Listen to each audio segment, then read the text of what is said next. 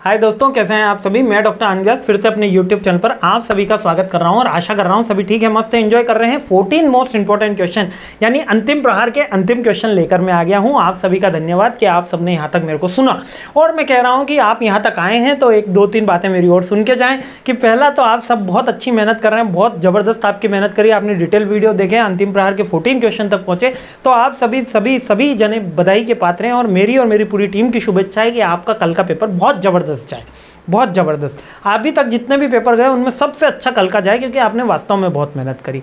Second point यह है कि आखिरी पेपर है अपना एमबीए थर्ड सेम का, तो यहाँ पर मेरा और आपका एमबीए थर्ड सेम का साथ खत्म हो जाना चाहिए। अब एमबीए फोर्थ सेम में मिलेंगे।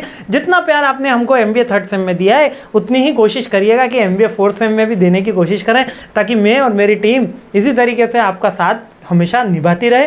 और कोशिश रहेगी अगले सेमेस्टर में कि कम से कम 10 दिन पहले 5 दिन पहले अंतिम प्रहार आपको मिल जाए, ताकि आपको ये जो असुविधाएं हो रही है रात को पढ़ाई करने की वो असुविधाएं ना हो। अपन दोनों मेट के आईपीएल उस समय भी देखें। पर अब देखो फोर्थ सेम के एग्जाम कब होंगे वो तो देखना होगा, क्योंकि फोर्थ सेम आपके करियर का सेम होगा जिसमें आप डिसाइड कर रहे होंगे कि आपको जॉब कहाँ करनी है, क्योंकि इसके जस्ट बाद में बोलेंगे बेटा अब तो एमबीए ख़त्म होने वाला है, अब बताओ अब आगे क्या करना है। ऐसे आ जाएंगे आस पड़ोस के लोग और आपसे पूछेंगे, है ना, लड़कियों से पूछेंगे अब तो शादी कर देते हैं इनकी, है ना, जॉब की नहीं बोलेंगे शादी कर देते हैं।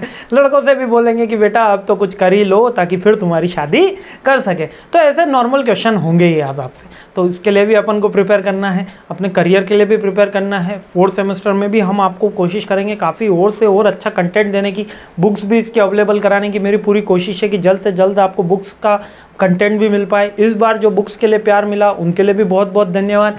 14 क्वेश्चन ले आया हूँ, चिंता मत करिए, अच्छा जाएगा कल का पेपर। मेरी पूरी दिल से इच्छा है और पूरी शुभेच्छा है मेरी और मेरी पूरी टीम की तरफ से, है ना, मेरे पूरे परिवार की तरफ से। आप सबने बहुत मेहनत करी, लेकिन बस जाते जाते एक फीडबैक हमको कमेंट में ज़रूर कर जाना कि सर थर्ड सेमेस्टर आपके साथ कैसा रहा।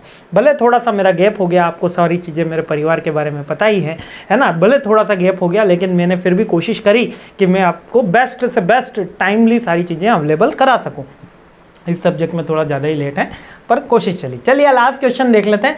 लास्ट क्वेश्चन भी बड़ा सिंपल क्वेश्चन है। एडवर्टीजमेंट कंटेंट कैंपेन अपन कैसे डेवलप करते हैं, और इसको जब हम कैंपेन डेवलप करेंगे तो याद रखना कि एक एडवर्टीजमेंट बजट का पॉइंट आता है अलग से। मैंने कंटेम्प्रेरी क्वेश्चन में देखा है कि एडवर्टीजमेंट बजट करके क्वेश्चन आ जाता है। केवल एडवर्टीजमेंट बजट में कौन कौन से फैक्टर इन्फ्लुएंस करते हैं उसको समझिए। जब हमने अभी बताया था ना कि एडवर्टीजमेंट को प्रोसेस क्या है, वही प्रोसेस एडवर्टीजमेंट कैंपेन की भी है, कोई चीज़ नहीं होता। एडवर्टीजमेंट कैंपेन और एडवर्टीजमेंट दोनों एक ही तरीके की चीज़ें, है ना। जब हम किसी पर्टिकुलर ऑब्जेक्टिव के लिए कोई एडवर्टीजमेंट रन कर रहे होते हैं तो उसको एडवर्टीजमेंट कैंपेन बोल लेते हैं, यानी इसमें ऑब्जेक्टिव प्री डिफाइंड होता है। अब एडवर्टीजमेंट कैंपेन के भी वही पॉइंट है, सबसे पहले हम ऑब्जेक्टिव डिफाइन कर रहे होते हैं, जो ऑलरेडी डिफाइंड है उसको फिर से डिफाइन कर रहे होते हैं, फिर हम हमारी टारगेट ऑडियंस को चेक कर रहे होते हैं, फिर हम एक मैसेज क्राफ्ट कर रहे होते हैं, मीडिया चैनल सोच रहे होते हैं, फिर मीडिया चैनल के लिए डेवलप कर रहे होते हैं, यानी अल्टरनेटिव चेक कर रहे होते हैं, और फिर मीडिया चैनल को बाय कर लेते हैं या शेड्यूल कर लेते हैं। फिर उसके अकॉर्डिंग हम बजट अलोकेट करते हैं। याद रखना बजट यहाँ पर आता है एडवर्टीजमेंट कैंपेन में, और फिर बजट का पॉइंट कहीं भी नहीं मिलेगा, केवल यही मिलेगा आपको, है ना। फिर इंप्लीमेंट कर देंगे कैंपेन, फिर उसका रिव्यू करेंगे और ऑप्टिमाइजेशन करेंगे। अब यहाँ पर एडवर्टीजमेंट का जब हम बजट फिक्स करते हैं तो कौन कौन सी बातों का हमको ध्यान रखना है और प्रिपेयर करते समय हमको कौन कौन से पॉइंट्स कंसिडर करे जाते हैं वो चेक करना होता है। तो जब भी पहला तो हमारा कितना परसेंटेज ऑफ सेल इससे इंक्रीज या डिक्रीज, इंक्रीज ही होता है एडवर्टीजमेंट में, तो इंक्रीज होने वाला है ऐसे मान के चलते हैं ना, क्योंकि कुछ एडवर्टीजमेंट नेगेटिव इंपैक्ट देके भी डिक्रीज कर देते हैं सेल। तो परसेंटेज ऑफ सेल चेक करा जाता है, उसके अकॉर्डिंग हम हमारा बजट फिक्स करते हैं। ऑब्जेक्टिव क्या है इस एडवर्टीजमेंट के, उसके अकॉर्डिंग हम हमारा बजट फिक्स करते हैं।